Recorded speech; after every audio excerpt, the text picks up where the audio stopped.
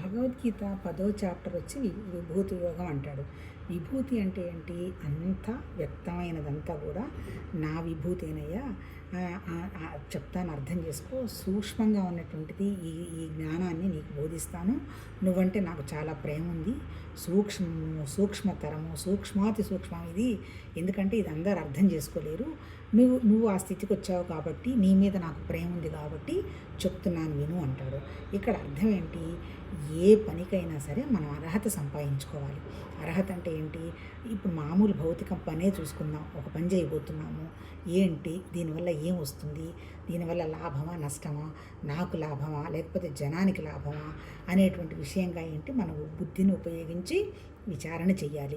చేసిన తర్వాత దానికి వస్తున్నటువంటి లాభాలేంటి, రాబోతున్న నష్టాలేంటి, మనం మాట్లాడుకుంటూ ఉంటాం కదా, పాయింట్ ఏ పాయింట్ బి అని. వచ్చిన తర్వాత ఏంటి, ఏ తెలివిగా కలిగిన వాడైనా సరే వాటికి సంబంధించినటువంటి నష్టాలు లాభాలు ఆలోచనలో పెట్టుకోవటం ఎప్పుడైతే జరుగుతుందో ఇమీడియట్గా సొల్యూషన్కి వస్తాడు. ఇప్పుడు భగవద్గీతలో చెప్పింది ఏంటి?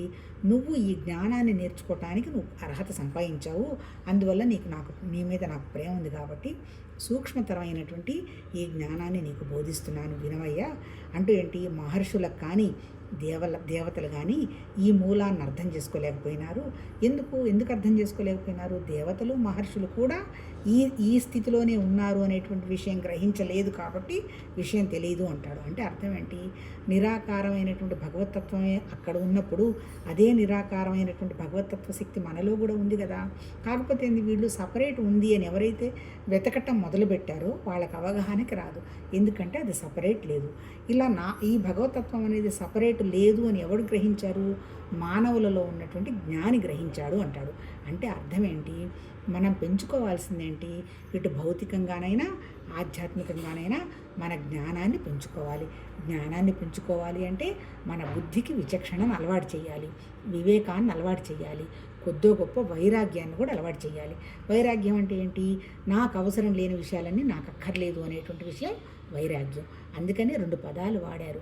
ఇది శ్రేయమా, ఇది ప్రేమ అనేటువంటి విషయం మీద జ్ఞానికి విచక్షణ ఉంటుంది. అంటే ఏంటి? ఇది నాకు ఇష్టం అయినా ఇది నాకు ఉపయోగం కాదు అనుకున్నప్పుడు ఏం చేయాలి? ఆ ఇష్టాన్ని వదిలేయగలగాలి. ప్రియం బాగుండదు, నచ్చదు, అయినా సరే ఇది నాకు ఉపయోగపడుతుంది అనేటువంటి విషయాన్ని గ్రహించాలి. అలా గ్రహించే శక్తి ఎవరికి ఉంది? ఒక్క జ్ఞానికే ఉంది. జ్ఞాని విషయాన్ని అర్థం చేసుకుంటాడు. ఎప్పుడైతే జ్ఞాని విషయాన్ని అర్థం చేసుకుంటాడో జ్ఞానికి పాపపుణ్యాలు లేవు అంటాడు. పాపపుణ్యాలు ఎప్పుడైతే లేకపోయిందో ఇంకా సుఖాలు దుఃఖాలు ఇటువంటి వాటి మీద కూడా ఏమీ లేవు. అలాంటప్పుడు జ్ఞాని మనసు ఎలా ఉంటుంది?